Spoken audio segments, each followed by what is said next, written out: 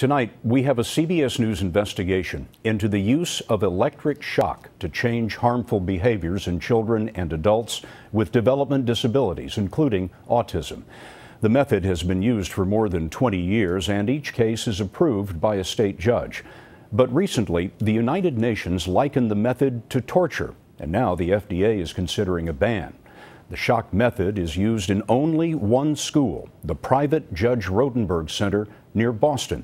Anna Werner went inside to hear from those who support the method and from others, including former student Jennifer Masumba, who told the FDA that the school has gone too far.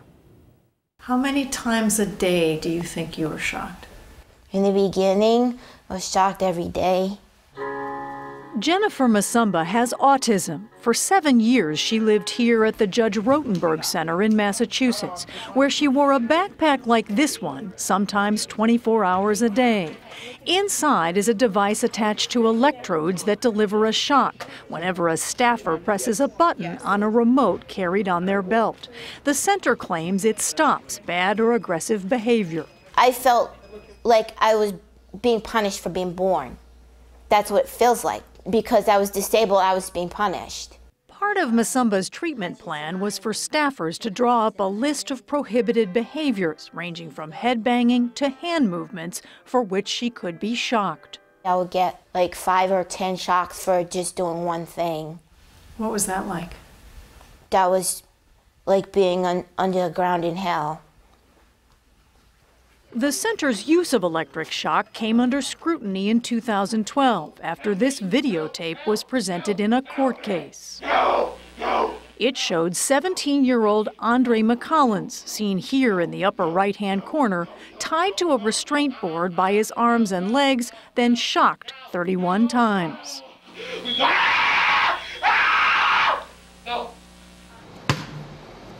Andre is now 29. His mother, Cheryl McCollins, settled a lawsuit against the center, but says her son has suffered permanent damage, and she wants shock treatment outlawed.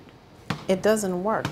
Shock amount of autism, what is that going to do? Inflicting pain, it's like you're making the injury worse.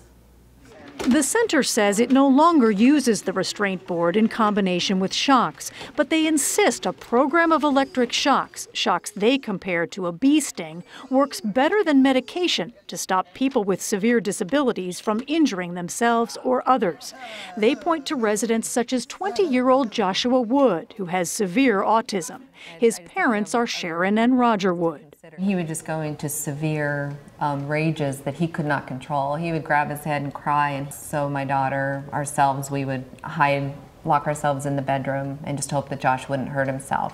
So when they talk about parents being desperate, I mean, you evidently know exactly what that feels like. You have to understand the entire journey. From day one, as a parent, you do everything imaginable, unimaginable, whatever.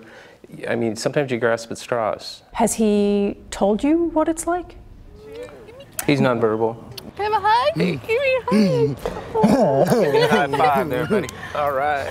Joshua's parents say he's now able to participate in activities like this lunch set up by the school. I was just so thrilled to see the difference in him and to be able to see him smile, that I was just like, this is a godsend.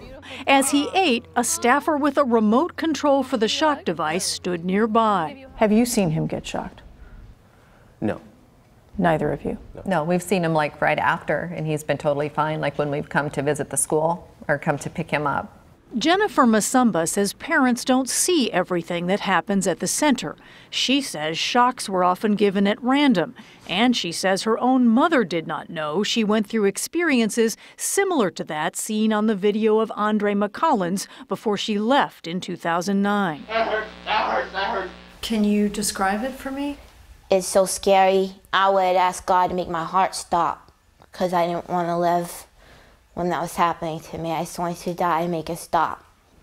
Do you think that the students fear the shock? No, I don't. Glenda Crooks is the center's director. When you put that device on them, they're not hurting themselves anymore. They're not hurting other people anymore, and their affect just changes. Like, no, I don't think they're afraid of it. But it is painful to them. It is painful. It is painful. And you think they don't fear that? I don't. You need to experience the day-to-day goings-on, and it happens so few and far between. It's very rare that someone gets an application. They know what they get the application for, so it's not a fearful thing. It's easy to control people when you hurt them. That's easy. That's all they've ever done. Masumba now lives at a group home in Florida, where her therapy includes playing the piano and positive feedback reinforcement. Anna, what's become of Jennifer Masumba's case? Well, Scott, Jennifer Masumba is now suing the Judge Rotenberg Center. We asked center officials about her case. They told us that she did well there and, in fact, sent positive emails to the center after leaving in 2009. But Jennifer Masumba says it took her 2 years to process her experience there and recover from what she calls abuse. Fascinating story. Thank you, Anna. We have more on all of this on our CBS News website, cbsnews.com, and CBS This Morning will continue our coverage of this story first thing tomorrow.